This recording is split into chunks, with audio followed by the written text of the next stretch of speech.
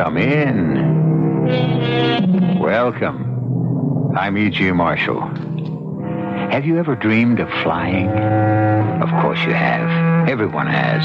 It's as natural as thirst or hunger.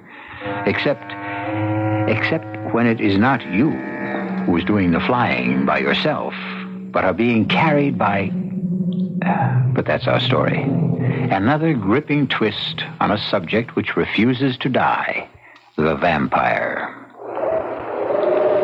I have come here, but I don't know why. Because I love you, and I want you to love me.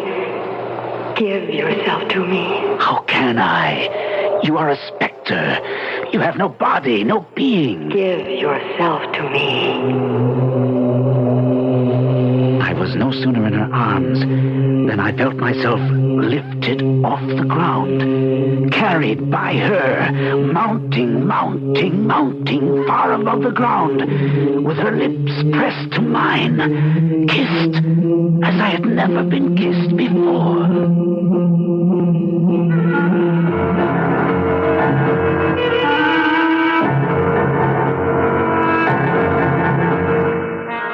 Our mystery drama, Nightmare's Nest, was written especially for the Mystery Theater by Ian Martin and stars Gordon Gould. It is sponsored in part by Buick Motor Division and by the Florida Orange Growers. I'll be back shortly with Act One.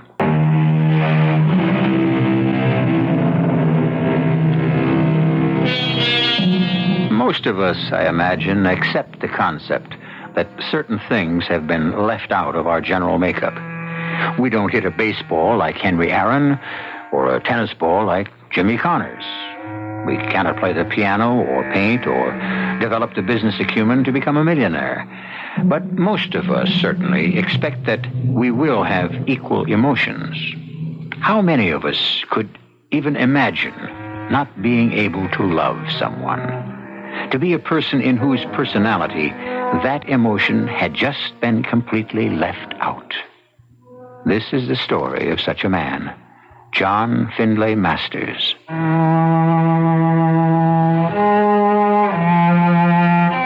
I've never really felt incomplete. That is, I never had till...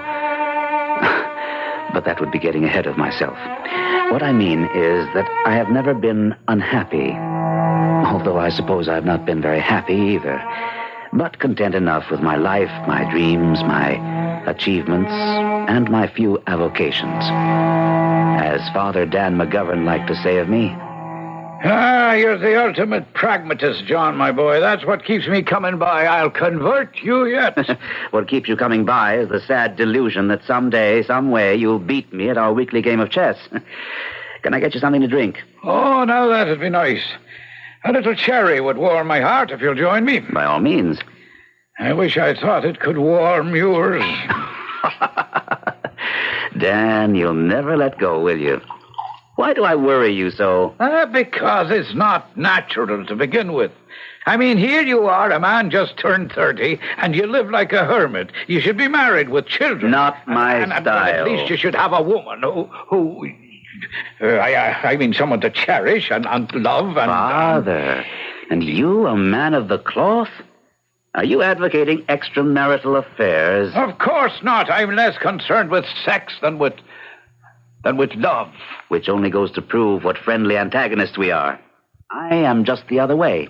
One of the advantages of living in today's world. So let me put your mind to rest about that. And drink your sherry.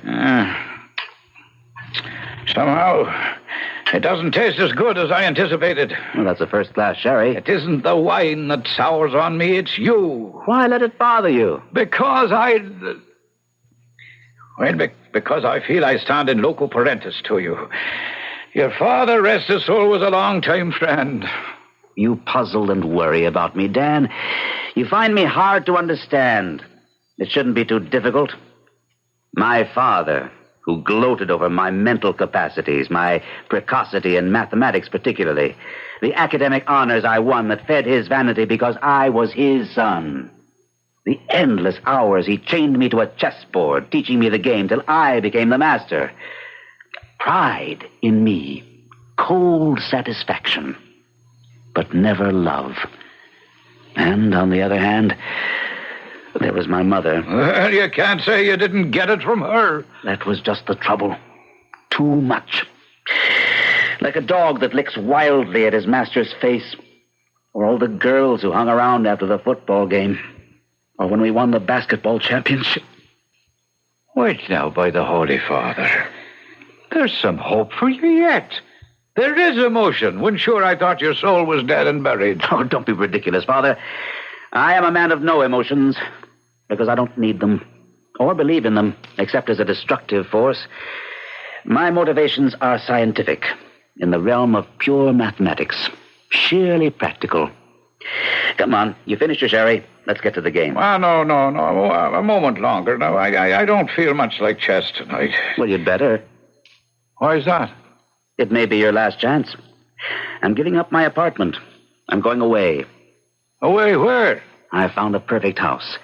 Isolated, remote, locked away from the world. Oh, sure, the last place for you to go. Oh, I need to be utterly alone. I'm coming near the verge of a breakthrough in pure mathematical theory that could upend the world. Oh, dear God, would you listen to the man? Hasn't the world been upended enough already? Oh, John, I have a terrible premonition 'tis the worst thing you could possibly have done.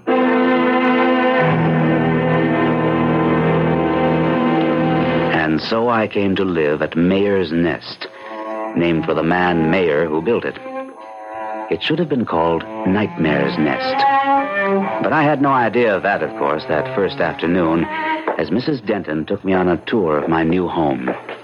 I'm sorry, Mr. Masters, for the condition of the third floor. Most of the rooms here are small, old-fashioned servants' rooms with little light. And the others are storage, filled with old lumber, a lot of leftover trash that Mr. Mayor has instructed me to throw away. Family papers, old clothes, and the like. What's that door at the end of the hall? Why, that's Miss Stella's old playroom. Is it large? Oh, yes. Well, let's have a look at it. Nothing's been done here. After she died, her things were all taken away, too. It looks perfect for me.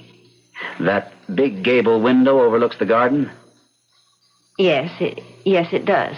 Is it fully wired here? Oh, yes, it's heated electrically. Mr. Mayor had 220-volt current brought up. Well, then it's perfect. I may want to put in a computer. Quite a view, too. I didn't get a chance to really look at the gardens.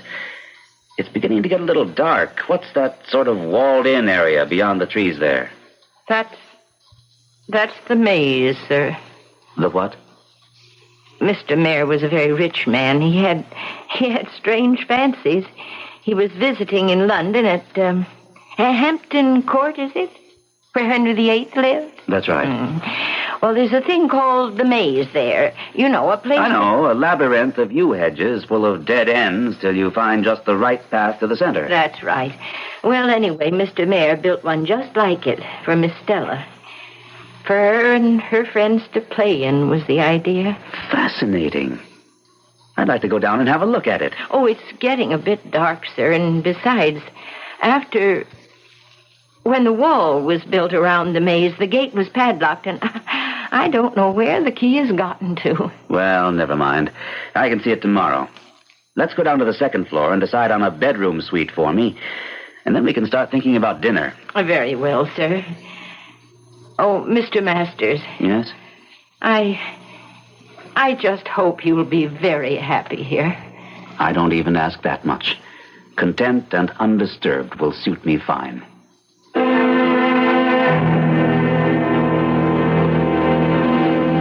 Good morning, Mr. Masters. You'll be ready for your breakfast? Just juice and coffee, Mrs. Denton. I don't eat in the morning. Oh, we have some lovely fresh eggs from the farm down the road. No, thank you.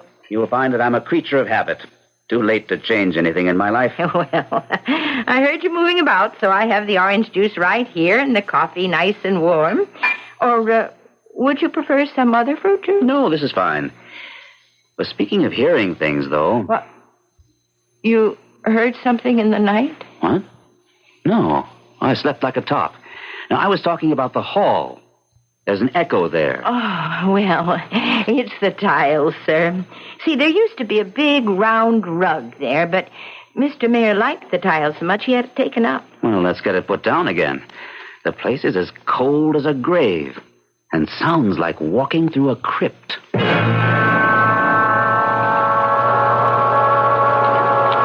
It's a pleasant day. It's getting very chilly. A nice dry chill.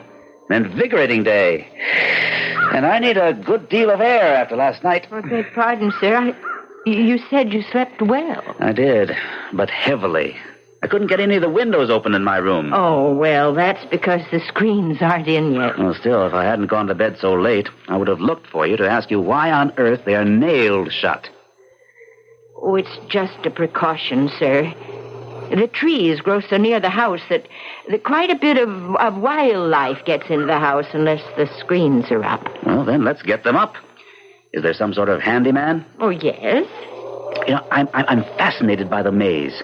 Did you dig up the key for it? Oh, no, not yet, sir. Well, there's no great rush.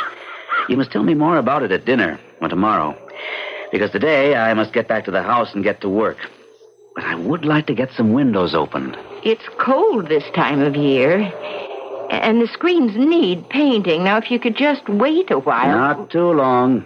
The house is as musty as a tomb. Let's get it opened up a little. What is it? Oh, you left the front door ajar. Oh, Mrs. Denton, don't worry. I realize there's an oil crisis, but a little extra strain on the supply... It isn't that, Mr. Masters. Oh, we shouldn't ever leave anything open. There are things that can enter. Things? Oh, you mean mosquitoes, flies, insects? And there are other things. Woodcocks, opossums, raccoons. We're that far out in the woods? We're all alone here. Isolated like. Well, as long as it isn't bears or anything we can't handle. What is it? I don't know. A funny dead smell. Oh, we must get this house open and let some air in. And what? I thought it was oppression at first, but strange reaction. It's depression. Doesn't make sense on a day when it's so clear and the cloud cover's so high. I never felt like this in my life before. How? Well, heavy, listless. No, what's the word? I know. Something I've never totally felt in my life. Even at my parents' funerals. Sad. Just unbearably, inescapably sad. Oh, Lord, help us. I knew as soon as I saw the door open. And the moment we got inside, she's back again. You let her back in.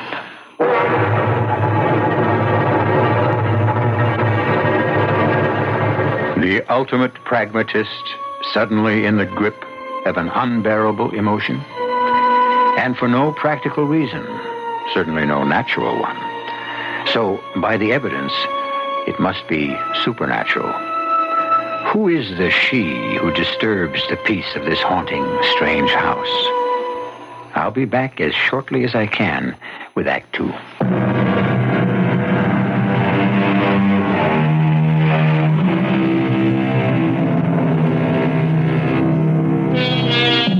In the dark and gloomy hall, the huge, ornate staircase curving up behind his head like a giant question mark, John Masters, shaking off the depression that shrouds him, turns to the frightened, cringing little woman. Mrs. Denton leans against the heavy front door, whether for support or as if to bar its opening at the insistence of some outside force. It's hard to tell. Before he can speak, he has to take a deep breath to lift the crushing weight of nameless sorrow from his chest. What she? Whom have I let back in? Oh, I suppose you had to know sooner or later. I'll try to make it as short as possible. Not in this echoing vault. Let's get away from sound and half darkness. Here, The dining room will do. Now sit down, Mrs. Denton. You look as though you'd seen a ghost. Thank you, sir. No, not seen. But I know she's here. Who's here? Oh, the poor lost little soul. Stella. Miss Mayer that was. Tell me what this is all about. Oh, it goes back over 10 years. And she was such a lovely little thing, Stella. Just 17 and bright and gay. And chipper as a little bird, always laughing and full of fun. Until Ram Gitano came to work for us. There were horses here then for riding, and he took care of them. And he drove Mr. Mayer in his car to and from the station. Oh, he was a handsome young man with black hair and white teeth and a dark gypsy skin. And it didn't take Stella very long to fall head over heels in love with him. And they would sneak away and meet in the middle of the maze. There's a little sort of Grecian temple there. There used to be a gazebo. And I was so worried, I hid myself away behind there one night after dinner. Moshkatroka e borodine sherlukan kisana. What is that, Rod? Darling, what do you expect from a gypsy? That's Romany. What does it mean? My heart and all my pulsing soul is yours, my only love. Oh, how beautiful. Yeah, if you go for that. Stella, baby, what difference is it how I say it? I'm crazy about you. And you know I love you. Well, you know I buy it, but will your old man? I don't know. Have you talked to him about us yet? No. What's the matter? Afraid he'll think I'm not good enough for his little chick? I'll handle that. I don't think so. Oh. All right, Stella, you can go. I heard enough on my way into the maze to know where we stand. I'll handle this from now on. Crouched in my hiding place, I blame myself bitterly for not having been at the house so that I could have stopped this meeting. I could see, hear how hurt my little Stella was, and I wanted to come out and help her. I knew how wrong this man was for her, but I also knew Stella. I knew how deeply she could be hurt and how easily broken, so I froze, helpless. It doesn't matter what you do or say, Daddy. I love him. And if he wants me, I'll have him. Any way he wants me. Sorry it had to be like this, sir. I am sorry it had to be at all. How long has this been going on? Oh, for some time, Mr. Mayor. If you have in any way... I may not be Ivy League, but so far I'm a gentleman. No sweat there. You had better not. So help me God, I'll drag you in for statutory rape. I wouldn't advise it, Mr. Mayor. You wouldn't have a case. But nudge me far enough. I'll nudge you, all right. Straight out and keep on going. You're fired. You're making a mistake, Mr. Mayor. My mistake was in hiring you. Never letting you get near my daughter. But from here on in, I'll make sure you don't have another chance. You know I could tie you into a pretzel, old... Try it and I'll put you in jail where you really belong. On second thought, maybe I'll just lay a nice fat gypsy curse on you. That's what you really object to, isn't it? My race. I don't give a damn about your race. Or your color. Or up to a certain point, your creed. It's simply that I can recognize a no-good, hands-out bum just as well as you can. I came up from nothing myself. Only I made my own way. I didn't climb over other people's backs to get there. Now get out and stay out. I waited a long time before I left the maze. And by that time, they'd gone to the station. And I was left to comfort and try to calm down a frantic little girl who was mad with grief. Oh, I should have slept in her room that night. Her bedroom was the same as you have now, Mr. Masters. But I was fool enough not to. The rest of the story I had to piece together from fragments spoken in fever by Stella during her long, last, puzzling illness. Late that night, Ram came back. He climbed the big tree outside her window. If you look, there's a branch cut off now that used to stretch near enough to reach the sill.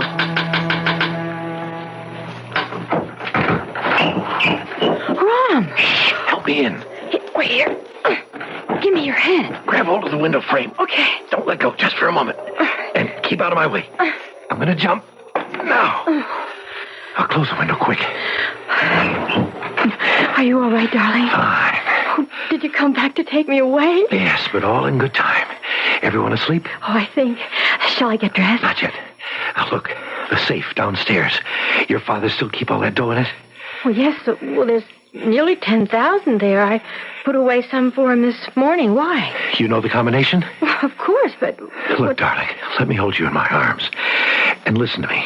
If I'd gone away, if I hadn't jumped off that train when it slowed down for Traverse Crossing, I'd be gone out of your life, you know that? Why? Why? Because it's written in the stars. Or if you don't like my gypsy second sight, because by the time I ever made enough money to be able to afford you, old Moneybags Mayor would have talked you into marrying someone else. No, Rob. I never would have. Well, this way we're taking no chances. You're going down now to sneak open that safe for me and give me that dough. You mean steal it? Honey, when we're married, how much bread do you think your old man is going to sling around like confetti? This is a drop in the bucket, but it's enough for you and me to get started. Oh, all right.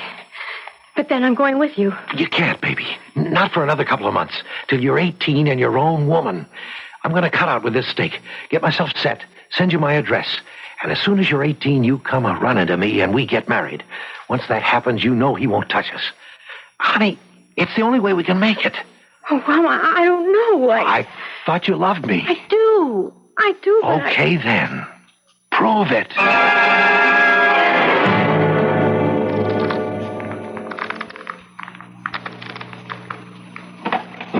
There. It's open. Okay, honey. Now get on upstairs. You know nothing about this. Leave the rest to me. Oh, I don't want to leave you. Just for a little while. Trust me. Oh, I'd put my life in your hands. Who's there? Don't move till I get the light. You kidding? Look out or I'll... Oh, what? You damn... Oh, you killed me. You? I thought I'd seen the last of you. Come here. Look, that's what you bought. Daddy, what happened? Oh, you killed him. Still, I was only protecting my house. I didn't know who he was. I don't remember. You killed me. Drak Voldien Eister in Dermot Stark the Vampire. What? An old gypsy curse on you. I will not die till I replace my soul and one of you become a Vagrum, Silfied Vagrum.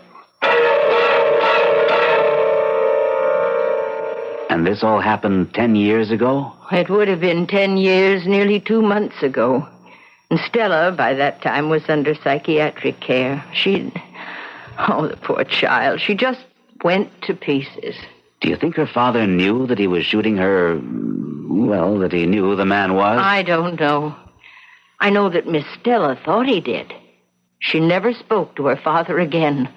Oh, this house was a terrible place to live in. We were all smothering under a terrible... a blanket of grief and shock. Sometimes it was hard to breathe. That feeling at least I had just now. And she lay upstairs in the bed you slept in last night and just wasted away. No, Mrs. Denton, that's silly. In this modern age, with all our medical know-how, nobody just wastes away. Life can be maintained by mechanical means almost indefinitely, particularly a young life. They couldn't keep her alive. They said it was anemia, pernicious anemia. They kept giving her transfusion after transfusion, but the doctors were helpless. The blood just seemed to break down and disappear. Well, she was buried in the little temple in the center of the maze. And that's where she lies now? No. You mean she was reburied somewhere else?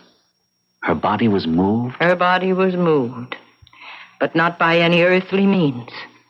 It just disappeared. I don't understand you. Oh, Lord, forgive me. I don't understand myself. I can only tell you this. After Stella's death, Mr. Mayor was a completely broken man. He couldn't stand this house, complaining all the time of the same smothering pall of sadness you felt today. But he wouldn't sell the house, not while his daughter rested here.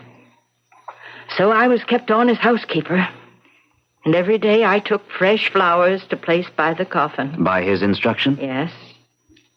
There was no wall about the maze then, but you can imagine, because I had loved her so. What a sad pilgrimage that was every day. She might have been the daughter I never had. So I would kneel there and pray. But after I'd learned to find my way blindfold to the center, I seldom thought of looking at the coffin itself. Until one day, I did. And Mrs. Denton, are you all right? I'm as right as I shall ever be again. Are you up to finishing your story? Oh, I'd rather show you as well as I can. You wanted to see the maze. Well, now's the time to see it. You found the key? I've always had it. I never let it out of my sight. Shall we go? I followed her to the maze. The lock, rusty and old, but apparently well-oiled, opened easily, and we threaded our way to the little Grecian temple at the center, Mrs. Denton leading. Inside the temple was a dais, and on it lay a carved, frescoed bronze catafalque. She brought me to it. The lid is very heavy. It takes a strong man to open it. One day after she died, I came here with my flowers. The lid was standing open. I was appalled, and I stepped forward to look in. Open it yourself, Mr. Masters, and you will see what I saw.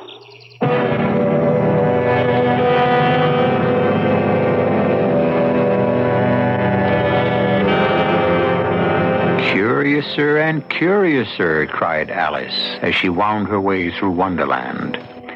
But this is a darker and more disturbing world than Lewis Carroll ever dreamt of. Even at high noon, as John Masters and Mrs. Denton look upon the coffin of a long-dead girl, the forces of darkness swirl and cloud about them.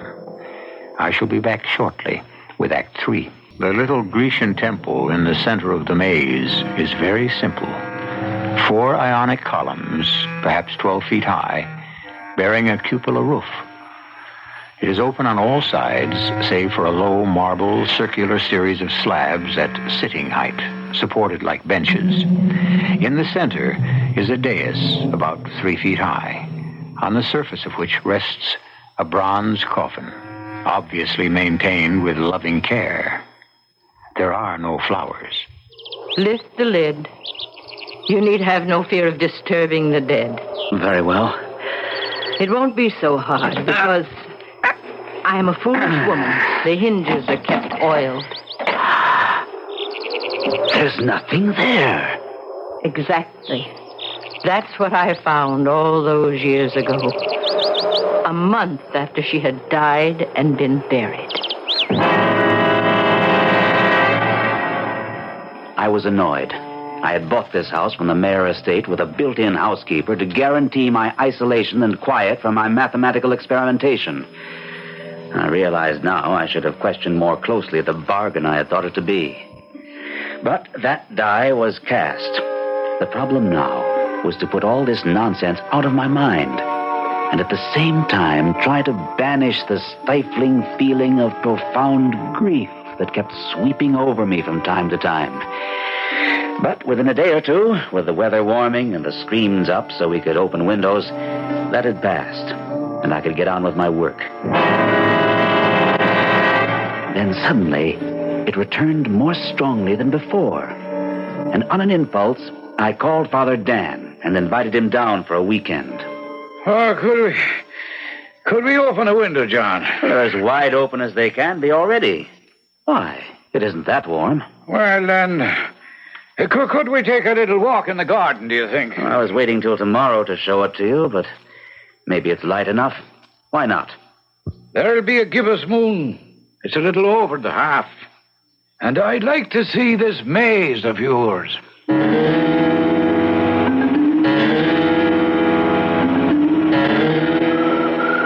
it's an amazing little labyrinth. I wouldn't have believed you could find your way in here so easily. Well, it isn't so difficult. There are a whole series of little markers to lead you right, when you know where to find them. Oh, even in this half-light? You must have come this way quite often. Yes, I'm fascinated, naturally, by Mrs. Denton's foolish, well, you might say, legend that she's been building up. Yes, of course.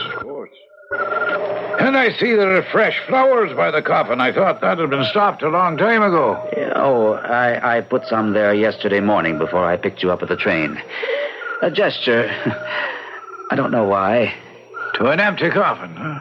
And it is still empty. Well, naturally. But I have seen a picture of the young lady who should lie in it. I'll show you later. And she was a lovely child. I suppose that gypsy lover's relatives stole the body. No. Now, why would they do a thing like that? Well, how the devil would I...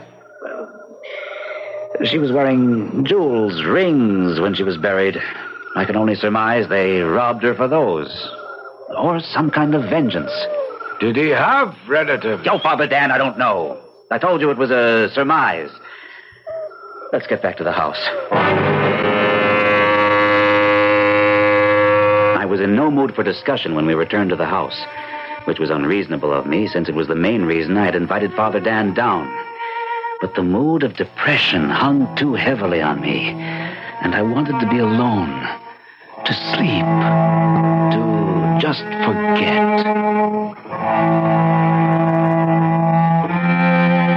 I had no idea how long I had been lying in bed. I may even have slept for a while, but all of a sudden, I came awake, or consciously in control of thought. The moon, low in the heavens, cast a glow on the floor between me and my bed.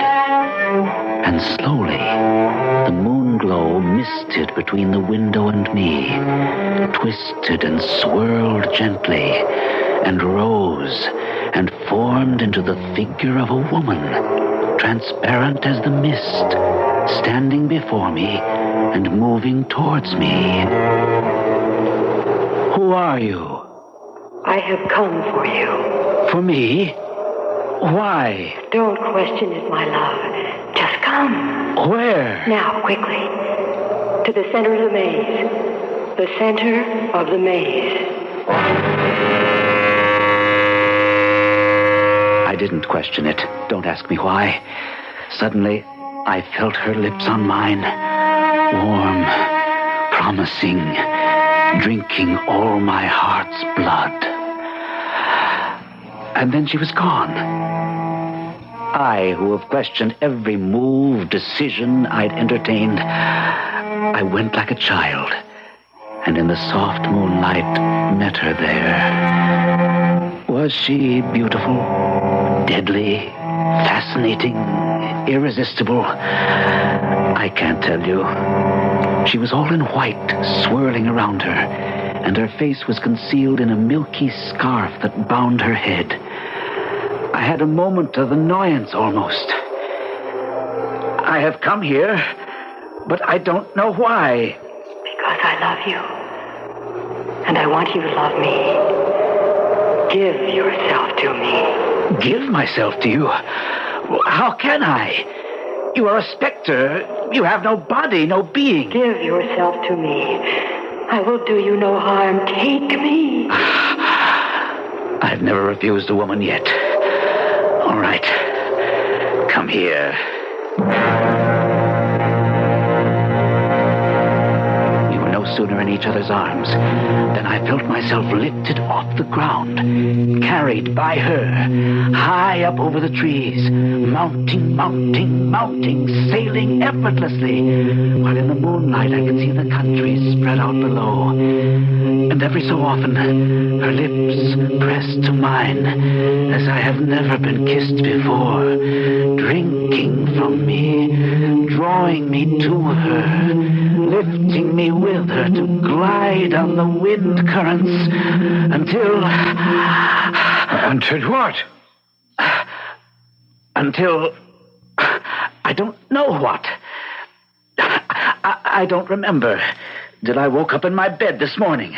Well, feeling how? Well, all my depression gone. Relaxed. Oh, with a strange lassitude for me, but also a kind of peace. So you see, I can send you back to town as relaxed as I am. I suppose I shouldn't have dragged you up here in the first place. Very well, John. You may call me whenever you need me. Well, I just needed a little contact with good common sense and human kindness to banish all the foolish dreams. I'm myself again. You don't think, John, that maybe the things that are happening to you should make you question just a little what it's all about? I mean, us being here... No, you don't trap me in that old argument again. I thank you for coming here. And I don't know what came over me. Maybe Mrs. Denton's graphic history. But I'm myself again. I said goodbye to my old friend, confident that he had no worries about me. I should have judged him better. During my next weeks of tranquility, I little realized how thoroughly he tried to save me. Fascinating history, Father. And equally fascinating how far we've come from different approaches, backgrounds, educations to measure the same results. Never ceases to astound me. Well, I don't know why. You study the human mind, Dr. Holland. I, the human soul. Are they separated so far? But this isn't any time for philosophical discussions. I've had some letters and a couple of phone calls in the last few days that have exacerbated all my fears and brought me back to you. Yes, after a period of relief, the massive depression started to reinvade the house, and the dreams of flying have returned with this unknown wraith. How sick is he, Doctor? There's a word. Let's say, is he schizophrenic? Possible. I can give you some other words and gobbledygook, which means something to me. I'd guess it's an obsessive compulsion reaction if you force me to a clinical response. Well, then how would you treat or how would you help such a man? I can't give you an easy answer. Can I meet him? Why not, Paul? Do you want to drive up there next weekend? With the approach of the full moon, my white-clothed lady with a scarf about her head and face appeared to me in dreams, if they were dreams, more and more frequently. Together we soared, or seemed to soar, wherever I asked, or the winds took us, or she desired. And without my realizing it, day by day, I grew weaker and weaker. Each night, she would come to bear me up with her, flying high above all the world and its sins and its agony. Darling, oh my darling, kiss me. Yes. Hold my lips, suck in your breath, and then release it into my mouth. We are one. We are one. You are mine. When will we be together? Always. Don't you know? It is already over. You have saved me. Now you must find love yourself. Oh, my darling, you grow heavy. Accept me. I can't hold you up any longer. You must. I cannot fly like you. I can't. I'm cold. I'm cold. I'm cold. No.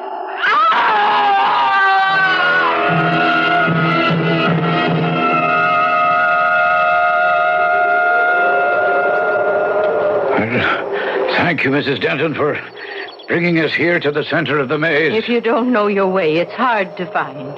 So this is the tomb from which the body mysteriously disappeared. Yes.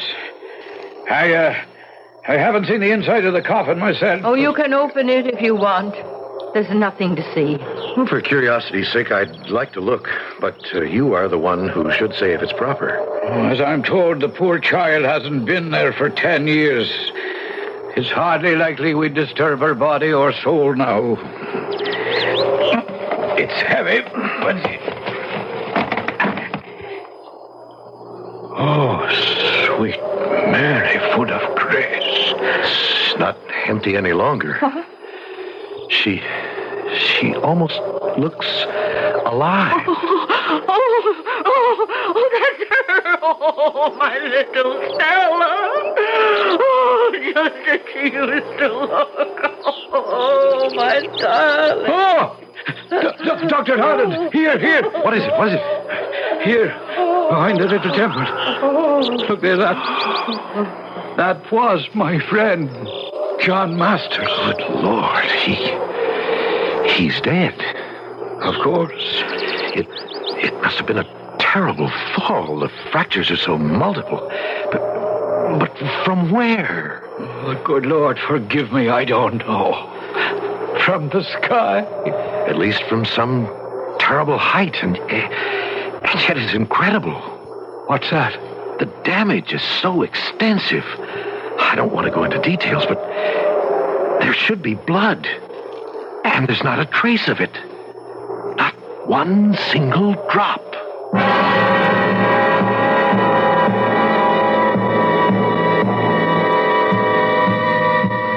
They say the corpse of one who has become a vampire will always be found as fresh and full of blood as if it had arteries and veins that sustained life.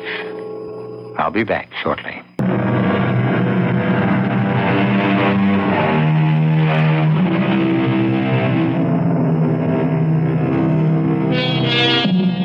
One further note on the vampire legend. The vagrom, the wanderer who seeks blood, having found it, joins the dead in peace. The donor, the victim, must wander between heaven and hell till he finds one to love and nourish him and grant him the sanctuary of the grave. An endless chain which always leaves one spirit unsatisfied and searching for rest. Look out for him or her, whoever you are. Whatever you think your armor is, in the end, if there is one single chink, the vampire will find it out. Our cast included Gordon Gould, Rosemary Rice, Mary Jane Higby, Robert Maxwell, and Ian Martin. The entire production was under the direction of Hyman Brown. And now, a preview of our next tale. I mean my driver's license, my social security They card. are already in your new wallet. Tom, these aren't mine. That's not my license. But it is, dear. Well, look for yourself. The name on this is Mary Ann Williams. Of course. It's on all your documents. What are you talking about? It's your new name, Mary Ann Williams. And my new name is Walter Williams. New names? What do we need new names for? Because we died. Who died? You and I. We were killed in a car crash. Do you know what you're talking about? Tom and Eloise Rutledge are dead. They have been changed into Walter and Mary Ann Williams. Radio Mystery Theater was sponsored in part by the Florida Orange Growers and Buick Motor Division. This is E.G. Marshall inviting you to return to our Mystery Theater for another adventure in the macabre. Until next time, pleasant dreams.